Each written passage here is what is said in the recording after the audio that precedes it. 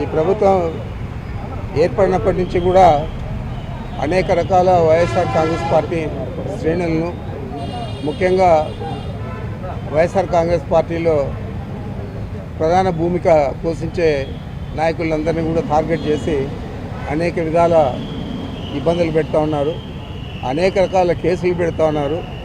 ఈరోజు ఇక్కడ పరిస్థితి చూస్తే ఒక తాలిబన్లనో లేకపోతే ఏదో విదేశీ టెర్రరిస్టులు ఎవరైతే ఉంటారో వారిని ట్రీట్ చేసే విధంగా ఇక్కడ పరిస్థితులు ఉన్నాయి. మరి ఒక ప్రజాప్రతినిధికి ఇవ్వాల్సిన గౌరవాన్ని ప్రజాప్రతినిధులుగా ఉన్న చంద్రబాబు నాయుడు కానీ వారి మంత్రివర్గ సభ్యులు కానీ ఎందుకు విస్మరిస్తూ ఉన్నారు నాకు అర్థం కావడం లేదు. మరి ఇది ఇలాగే కొనసాగిన ఇబ్బంది లేదు. వైఎస్ఆర్ కాంగ్రెస్ పార్టీ శ్రేణులు తప్పకుండా ఈ పరిస్థితిని అధిగమించి ఈ ప్రభుత్వానికి బుద్ధి చెప్పే రోజులు దగ్గరలో ఉంటాయి. మరి నేను ఒకటే చెప్తా ఉన్నాను, ఒక ప్రజాప్రతినిధులకు న్యాయపరంగా ఇవ్వాల్సిన సౌకర్యాలన్నీ కూడా ఇవ్వాలన్నా పని లేదా? వారిని టెర్రరిస్టుల మాదిరి చూసి ఆ విధంగా మీరు వారిని ట్రీట్ చేస్తారా? ఇది మంచి పద్ధతి అని నేను అడుగుతా ఉన్నాను. ఏదేమైనా కూడా ఈ ప్రభుత్వం తీసుకునే చర్యలన్నీ కూడా మేము ఖండిస్తూ ఉన్నాం. వీరు చేసే ఈ తప్పుడు విధానాలు రాబోయే రోజుల్లో ఇది ఒక అలవాటుగా మిగతా ప్రభుత్వాలకు కూడా మారకూడదని చెప్పి నేను తెలియజేస్తా ఉన్నా.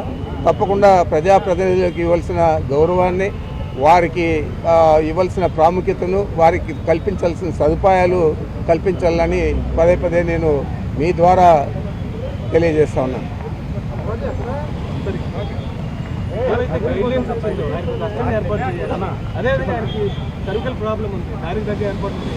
ఇవన్నీ కూడా ముందు చేయని నిబంధనల ప్రకారం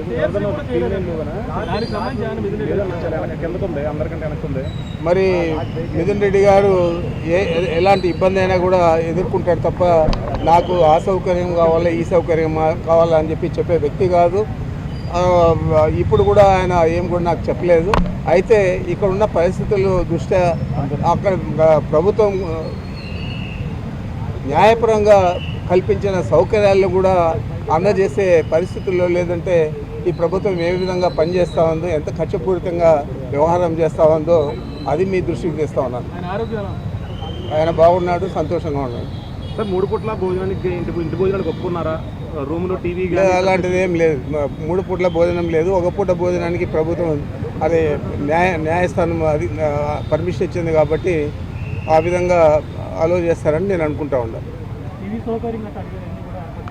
ఇప్పటికైతే ఏం లేదు. ఈరోజు ఏమైనా చేస్తారేమో తెలియాలి. పార్లమెంట్ సెషన్ ఖచ్చితంగా చూడాల్సి ఉందని చెప్పి అందులో పొందుపరిచారు. అంటే అది వెసులుబాటు తీసుకుంటారంటారా? చూడాలి. ఎంపీగా ఉన్నారు కాబట్టి ఈరోజు చూడాలి.